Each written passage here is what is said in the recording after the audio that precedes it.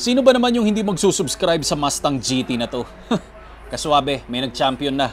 Baka pwede naman tayo mag-request ng trade-in at samahan ko na lang ng pagmamahal. Kaswabe, I am here sa Ford Auto Hub BGC para i-check out ang pinaka-latest na good item, good stuff, and I'm sitting here sa isang napakapoging semi-racing bucket seat na Recaro, walang iba kundi ang 7th generation S650 Mustang.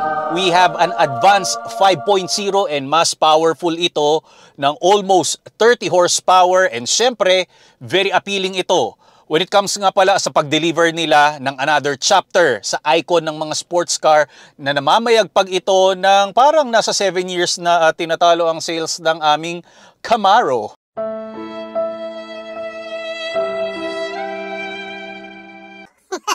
Sa Dodge, hindi ko lang alam kung baga sila nag-exit na talaga sa internal combustion engine. Pero ang sabi ng isang Ford, hindi. Ipagpapatuloy namin kung ano ang appealing na makina namin. Sa sound,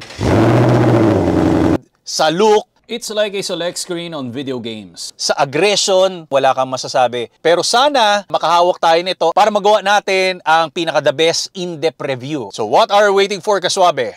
Let's begin!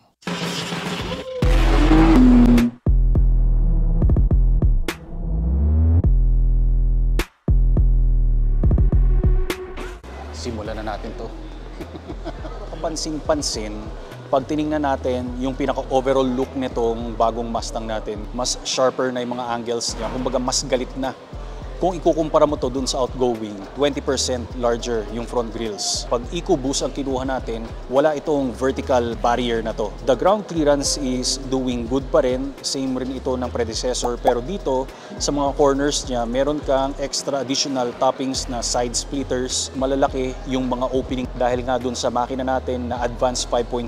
Mamaya natin pag-uusapan yon. Meron kang heat extractors. Yung mainit na hangin, kinakailangan lumabas yon para at least ma-maximize natin yung pinaka-maximum capability na taglay ng ating GT. Very advanced yung technology niya when it comes sa mga main beam headlights natin. Pa-horizontal na yung tri-bar niya. Meron pa yung animation once na pinindot natin yung key fob, unlock or lock, and different mode settings pa, sumasayaw yan. Tsaka pag iniwan mo, talagang naglalakad yung ilaw eh. Side profile niya.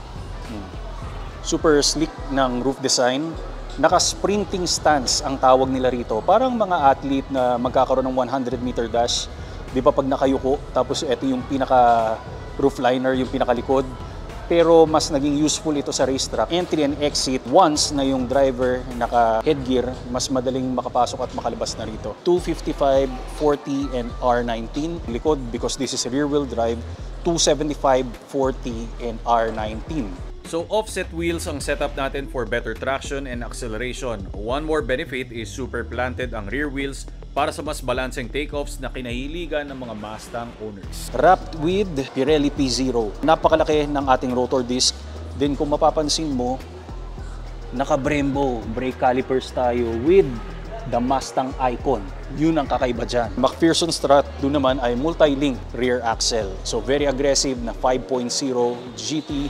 And eto, meron niyang projection ng pony dito eh. Hindi ko lang malaman kung paano ko mapapalabas. Naka-shark's fin, Easter egg, lahat ng generation ng mga Mustang. Okay? Naka-inwards yung pinaka-rear body natin. Ito yung bagong definition niya. May kinalaman yan sa aerodynamics pag magre-reverse ka. Mag-i-slide dito lahat ng hangin. So, tri-bar, yung iconic na signature ng mga Mustang and sequential lahat yan.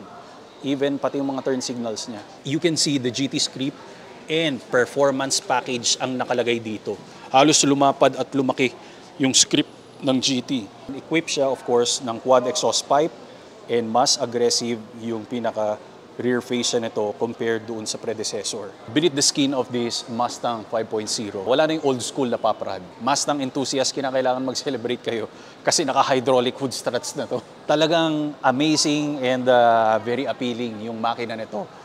Advanced 5.0 Coyote engine ito, Kaswabe. Of course, V8 pa rin. Naging karagdagan sa kanya, meron siyang carbon fiber na housing dito. May engine strut brace ka, ganda tingnan. 493 PS or 486 horsepower. Kung i-compare natin sa pinaka-outgoing, that's only 450. So additional tayo ng 36 more horsepower, 567 Newton meter of torque. Ngayon, 10-speed automatic transmission pa rin ito with paddle shifters. Tapos yung drive modes natin, mamaya pag-uusapan natin yan. 0 to 100 is 4.3 seconds and ang top speed niya remains the same, 250 kilometers per hour. Competitors, alam ko, mag-e-electric na. Pero still, ang Mustang, nandito pa rin ang glorious naturally aspirated engine. Introducing Autosport. Kaswabe, this one is the world's most innovative mobility scooter that we can get para sa ating lifestyle and sa mga kababayan natin na PWD. Madali lang to. Comes with 2 separate parts na pwede mong gawing trolley at the same time. Installed nga pala doon sa harap ang iyong illuminated LCD display for you to see the performance and enhanced lighting system para sa safety precautions pag nasa road ka or sidewalk na pwede mong ilagay sa sports car or regular car na trunk kasi maliit lang ito and very lightweight.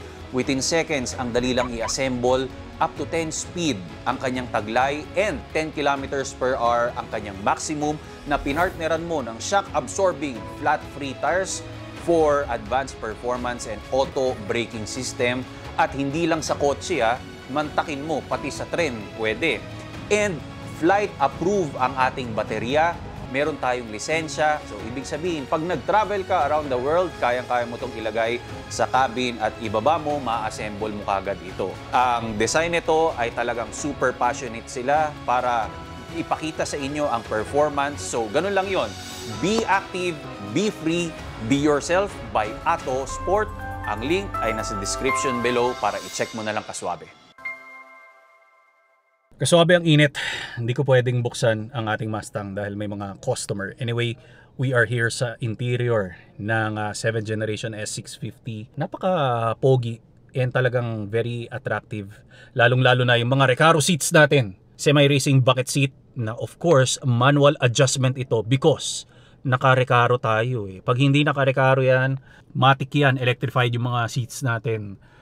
Yung door panel kung mapapansin mo, meron siyang details ng full carbon fiber na nagko-cross yan papunta dito sa passenger dashboard hanggang dito sa ating center console because ang driver cockpit natin is inspired sa isang fighter jet. Ayun ang kagandahan dyan. That's the special thing na nandito sa 7th generation Mustang natin. Cup holders, traditional handbrake ba ito? Katulad ng outgoing pero mas modernized na yung itsura niya. But ang idinagdag dito, if you wanna have fun sa racetrack, this is used for drifting. Hindi lang basta siya traditional na handbrake, pero e-brakes pa rin ang style nito. Kasi pag inangat mo to, ganyan lang, mag-e-engage yung e-brakes natin dito. Ganda ng technology na ginawa nila. Ball gear shifter.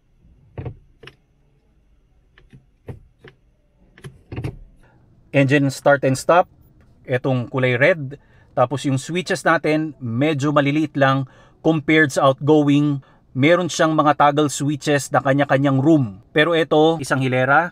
Sana mas lumaki lang. Horizontal yung mga air vents natin. Ang command system dito, nasa 13.4 or 12.3. Rough estimation lang yon. Pinaka the best rito, pindutin natin yung features. Tapos yung My Mustang Cluster Team. Mamimili ka. Merong match drive, normal, simultaneously, ito yung normal, dito naman sa gauge cluster. Pag sport, si Pony nandyan, ito naman ang itsura niya sa instrumentation. When you press track, aviation style. Ang lupit. Yan. Tapos calm, wala masyadong details. Ganyan siya. Ito naman. Pinaka-special thing dito, I think this is the 2nd generation Fox body. It's vintage. May mga glowing ka rito. Ayan, glowing orange. Tapos glowing green, one of the best key feature para ilagay sa isang Mustang. Yung navigation, kung makikita mo, almost perfect. Sa manibela natin, flat bottom para mas maraming space dito sa ating legroom. You will see the ambient lighting, pwede natin baguhin yan. Full carbon fiber dito sa steering wheel, and meron kang metal dito. Siyempre, yung mga multi-switches natin, and your paddle shifters, very snappy. Plastic nga lang. Kung i-change natin ang ating drive modes, ito ang pinaka matindi at pinaka kaakit-akit na animation sa instrument gauges. Normal, sport, see that? Nakikita mo yung transition, Track. Drag strip. Ay, grabe naman yung mga smoke, oh. Slippery. Tapos custom. Yan siya. Ay, nako naman. Halatang medyo parang naiwanan yung Camaro namin, To add up more details, kaswabe, meron tayo rito auxiliary gauges.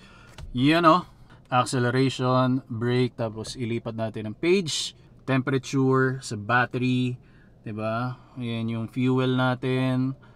Hindi ko lang mabasa lahat, kaswabe, pero yan, iba-iba sila.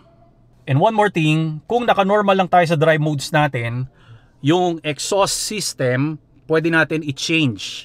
Pwedeng normal, sport, siguro yung isa drag strip, yung isa quiet mode. Pag merong run ng mga alas 6 ng umaga at tatakas ka kay misis, hindi niya mararamdaman pag lalayas ka na ng bahay. Yun yung pinaka-description ng quiet mode na exhaust system. So ngayon, pakinig ko naman sa inyo ang tunog ng ating Advance 5.0 Coyote engine papunta sa ating quad exhaust pipe.